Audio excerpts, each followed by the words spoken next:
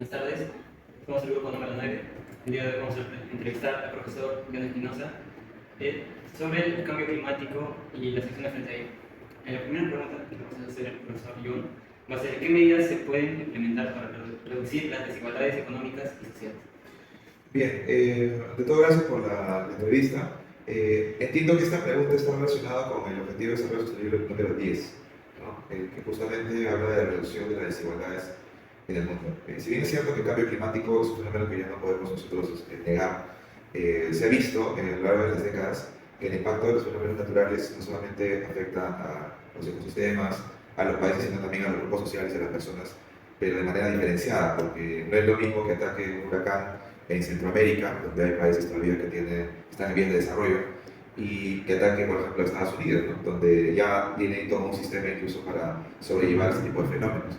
Entonces, ahí, por ejemplo, hay una evidencia de desigualdad, porque el fenómeno tiene unas consecuencias distintas, porque el país donde va a generar esta consecuencia pues, tiene condiciones económicas distintas, tiene condiciones sociales distintas, la educación también. En Estados Unidos ya están como preparados, tienen una cultura de prevención frente a estos hechos.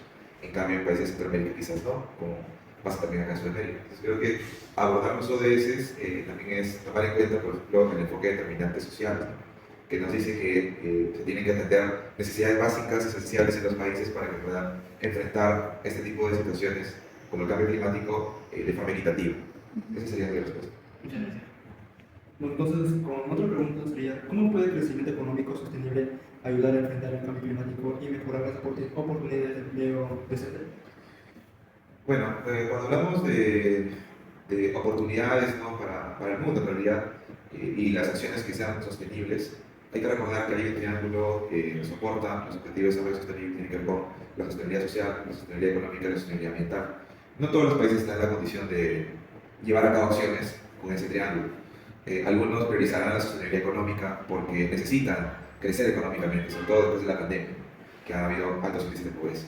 Hay países que tendrán la condición para poder llevar a cabo una sostenibilidad ambiental porque ya los servicios sociales, la economía está asegurada, entonces se preocupan más por implementar acciones de cuidado del ambiente como países de Europa, ¿no? Donde ya hay sociedades educadas para tener un manejo de residuos desde la educación que reciben en casa, de las escuelas, y la ciudadanía está muy concientizada al respecto. ¿Por qué? Porque los derechos básicos esenciales se han resuelto y la economía del país está estable. Y habrá países tal vez que prioricen la sostenibilidad social. ¿Por qué? Porque por muchos años se han dedicado pues, a la industrialización, ¿no? A la explotación de recursos y requieren más una integración social para que las personas empiecen a aprender a educarse a cómo cuidar su planeta. Entonces, bajo esas tres premisas, las acciones que van a contribuir al cambio climático, si no se hacen de manera equilibrada, no van a tener pues, un efecto a largo plazo. Por tanto, las personas cuando quieran una oportunidad de crecimiento, que sea en el empleo, en la educación, en la salud, no lo van a lograr de manera sostenible, ¿no? En ese término. Y como punto final, creo que los países y sus gobernantes tienen esa obligación, ¿no? Porque son los que dirigen a los países, son los que tienen la decisión para poder decidir con los ciudadanos el cuidar el ambiente, pero pensando a largo plazo, ¿no? El cambio climático antes tenía un efecto más corto, ¿no? Pasaba un evento en el año, pero ahora ya todos los meses está pasando fenómenos que tienen que ver con el cambio climático. Va a llegar un momento en el que va a ser cosa de todos los días y va a ser la noticia de todos los días, así como era la pandemia. Todos los días hablamos de la pandemia, así vamos a lograr un momento de cambio climático si es que no se toman acciones, que la ciudadanía también no se compromete con esas acciones que proponen las autoridades. Muchas gracias. Seguimos con las preguntas. ¿Cómo las energías renovables pueden ayudar a combatir el cambio climático? Bueno, las energías renovables son aquellas que permiten que las personas disminuyan el efecto de contaminación en el ambiente, ¿no? Por ejemplo, cuando nosotros utilizamos los combustibles de origen fósil, como el petróleo, los autos pues, emiten un humo que contamina el ambiente. Ya hace más de 20 años, en países como Europa y Estados Unidos se ha ido creando medios de transporte que dejan de utilizar estos recursos, como por ejemplo utilizan la energía eléctrica, ¿no? Hay sistemas autos con electricidad y por tanto eso ya no genera esa contaminación. Pero hay que agregar otra cosa. ¿Cómo se genera la electricidad?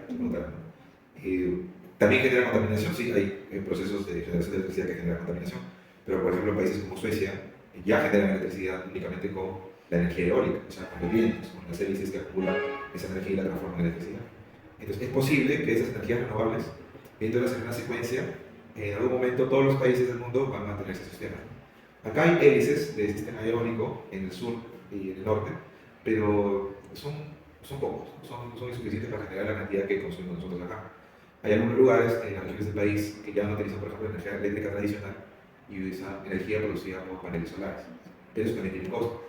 Entonces, en algún momento, esas iniciativas van a generar esta secuencia, ¿no?, de eventos.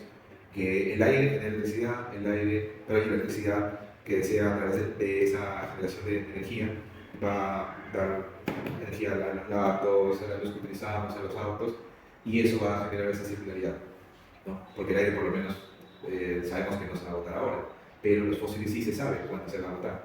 Entonces, en un momento todos vamos a tener que depender de eso.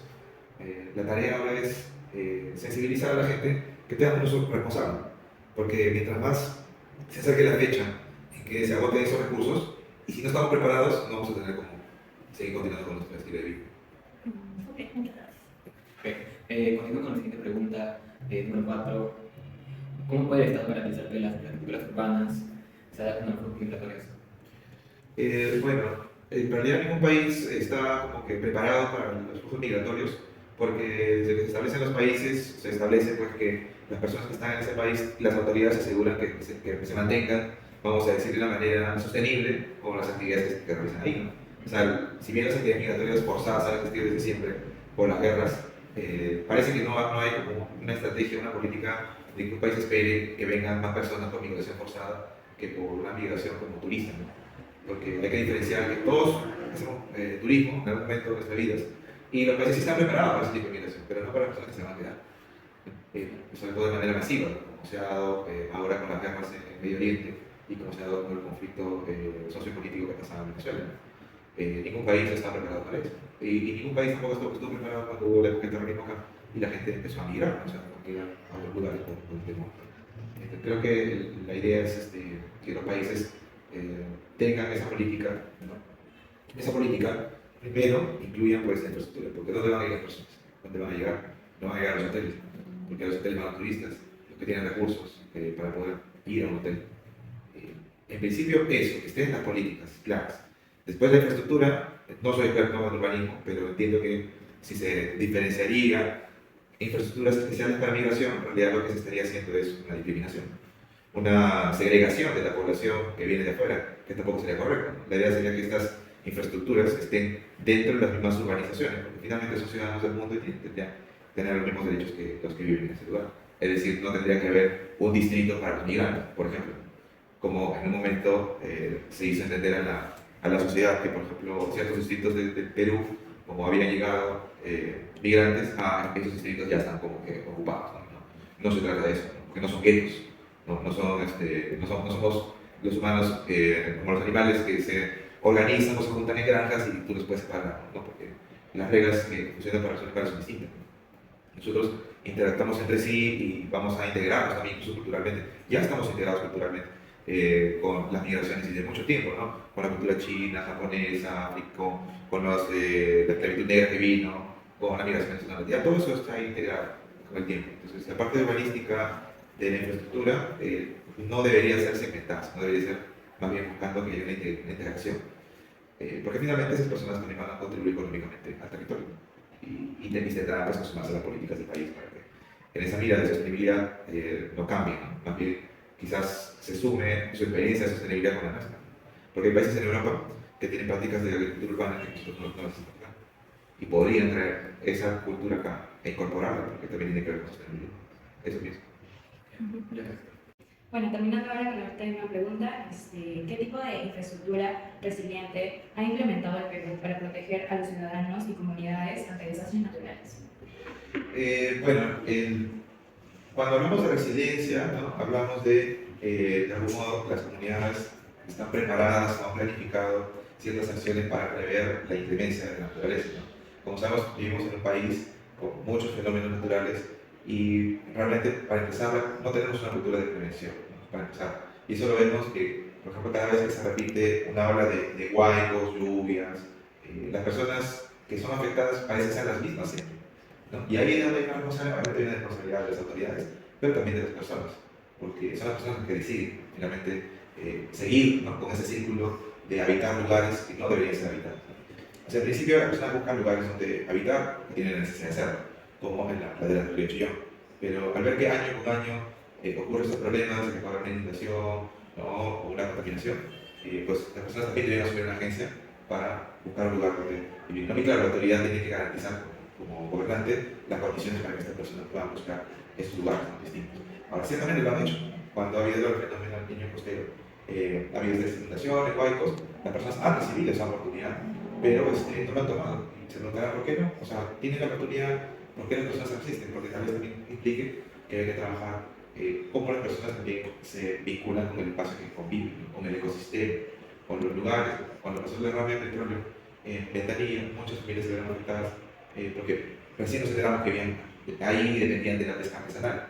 Y cuando les decían, no, pero ahora te puedes vivir en otro lugar, lo que estaban omitiendo es que esas personas estaban ahí mucho tiempo y habían generado un vínculo con el ecosistema. Además, tenía un efecto de consecuencias psicosociales, de tristeza, de apego al lugar, porque por mucho tiempo he crecido con los animales, con el mar, ¿no? Entonces, para que pensemos que las personas estén preparadas para enfrentar estos fenómenos que siguen ocurriendo, tenemos que trabajar por diferentes aspectos, con las comunidades, con las políticas y también con la infraestructura. O sea, no podemos dejar de lado todos los elementos porque sería dejar el problema solamente centralista.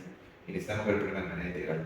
Nuestro país siempre va a vivir esos problemas, ¿no? Por más que pongamos una piedrita, ¿no?, construimos otra vez la casa que se llevó el huaico, va a volver a pasar el huaico. Entonces, tenemos que trabajar con la comunidad para que eso cambie, pero también desde ellos, porque ellos son los que son los más afectados. Y las autoridades también tienen que seguir insistiendo porque es su responsabilidad, su labor. Quizás a nosotros no nos afecta porque tenemos un lugar donde no nos afecta de los fenómenos. Cuando se corta el agua, esos lugares donde no tienen agua están más afectados que nosotros porque dependemos de no sé, cómo se llaman estos depósitos de agua y no sentimos la ausencia del agua. Entonces nos debe motivar eso a lo que hacen ustedes, ¿no? La investigación, prepararse, educarse sobre estos temas de sostenibilidad, para que luego también ustedes puedan educar a otras personas.